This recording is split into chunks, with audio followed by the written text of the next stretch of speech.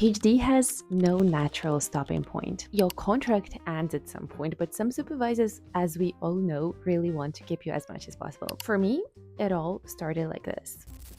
Hi guys, it is Friday, 7 p.m., 39 degrees in Paris. I found myself in this very weird position. Recently, I've accomplished plenty of important steps. For example, the reviews on my paper, I sent my thesis to review, I'm working on the defense presentation, and actually, I found myself on the verge of something that may feel like a burnout. You don't have a goal anymore because you've kind of accomplished just a big step. At the same time, I also feel very weird to go on vacation. Like, there's almost a fear of missing out, something that after my contract here I would be regretting not doing during the contract. It is such a weird feeling, but anyways, I'm living for a tiny vacation that I'm still not sure how to position, whether I'm gonna be working or not. In 4 days we're hopefully gonna rest a bit, and I was thinking I'm just gonna show you my real vacation because I took plenty this year, but I worked during most of them. At first it seemed pretty fun to me to have workations. You know, I've almost built a whole channel identity around it while I was traveling and working at the same time, traveling for work purposes. And I still think that traveling for work, it's like the ultimate level of success when your employer is ready to pay you to travel and to have those experiences, and at the same time you're working. With me coming from a student mindset, it's something crazy.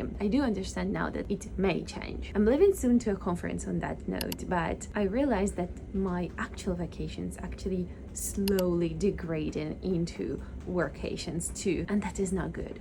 It almost feels like I've been on autopilot. I think that, you know, this concept of quiet quitting, when people are just coming to work, they do the basic minimum, the bare minimum, and then they just go live their lives. This is not how I want to live my career. I always have this ambition to strive for more, to go forward. But now, maybe it's also the question of being in the lab for the 4th year and ending the project. And I know that the new phase is going to nourish ambition and readiness to work on other projects. But still, it's disturbing. But also, again, it's late on Friday, so I just need to rest a little bit.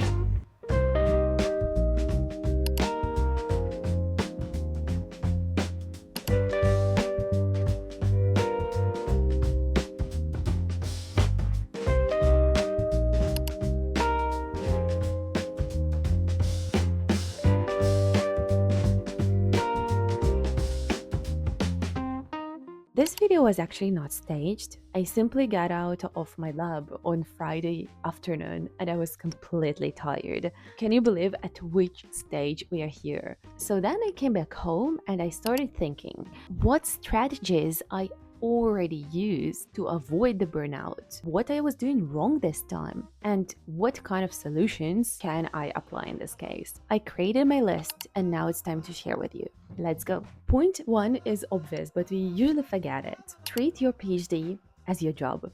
Because it is. I actually cannot speak about all of the PhDs in the world, but at least in France, at least in Europe, it is a full-time job. You have a short-term contract that you sign with the lab, that you're going to be working full-time on their projects in exchange for money. Well, sometimes you can have scholarships too, but in the end of the day, it is still your job. So I'm gonna be prioritizing working from 9 to 5 and then simply stopping working from 5 to 9, forcing myself to go out of the lab. And it is actually a funny thing because in Paris now it's the heat wave.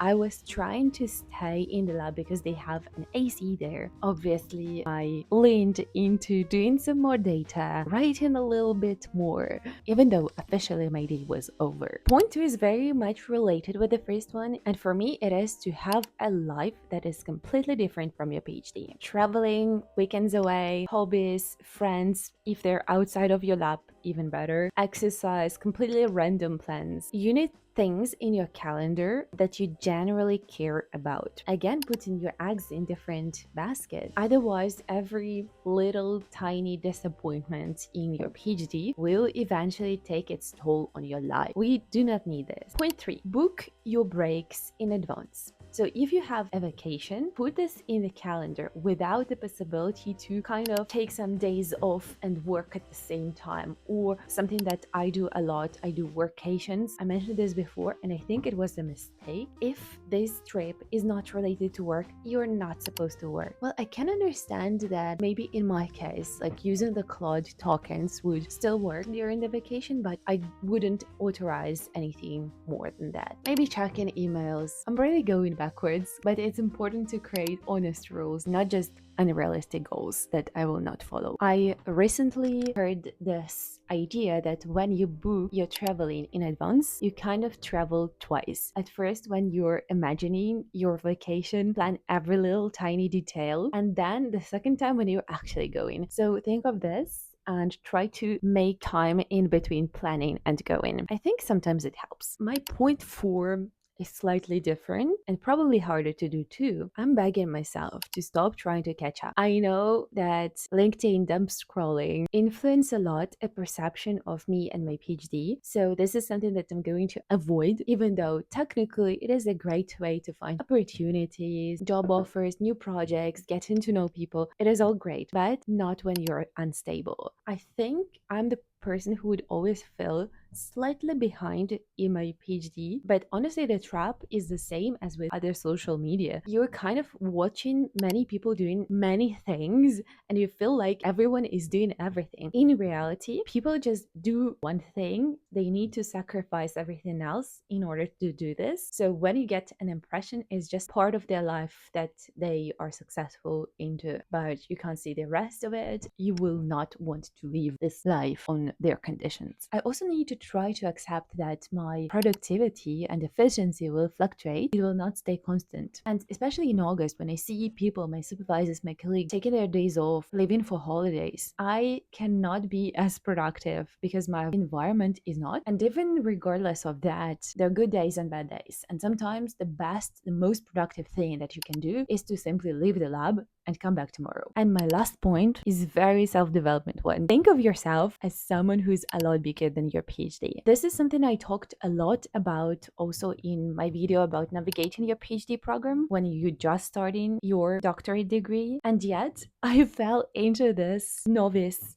trap. I think I was simply too concentrated on my manuscript. It was literally the focus of my attention, and the rest of the life it was just on the autopilot. Huge mistake. I guess imagining your dream life needs to have you doing a PhD in this imaginary life, because it is a part of your life and it is something that you normally want to do. It's not simply a job when you're trading your time for money. It is supposed to be something that you desire to do. While not being a center of your attention of your life, you still need to find this balance, this work-life balance. But I actually don't like to use this term anymore because I think it clearly separates the two. But in my personal picture of a career ladder, I would really want my career to be a part of this good life, not because it has a lot of power over me, but because it is organically put into my ordinary life. So right now I'm gonna be creating another list of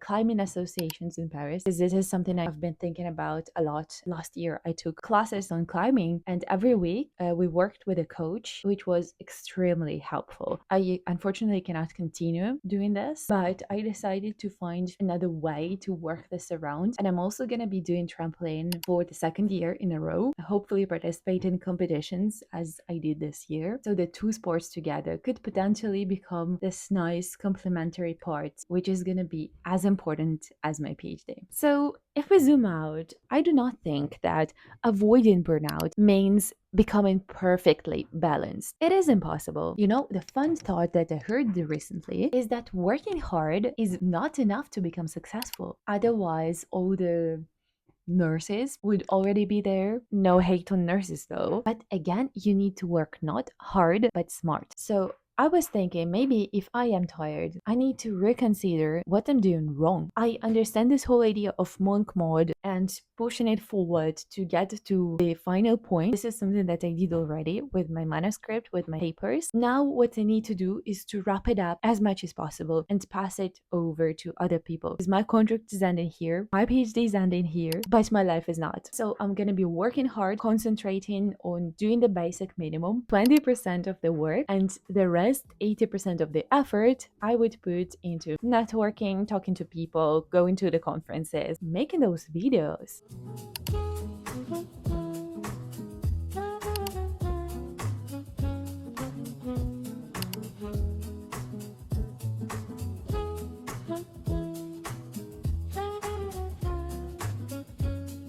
I'm Alessia, the fourth year PhD student in Paris, and I'm glad you clicked on my video. Don't forget to subscribe, and I'll see you very soon in the next episode of PhD Diaries. Bye!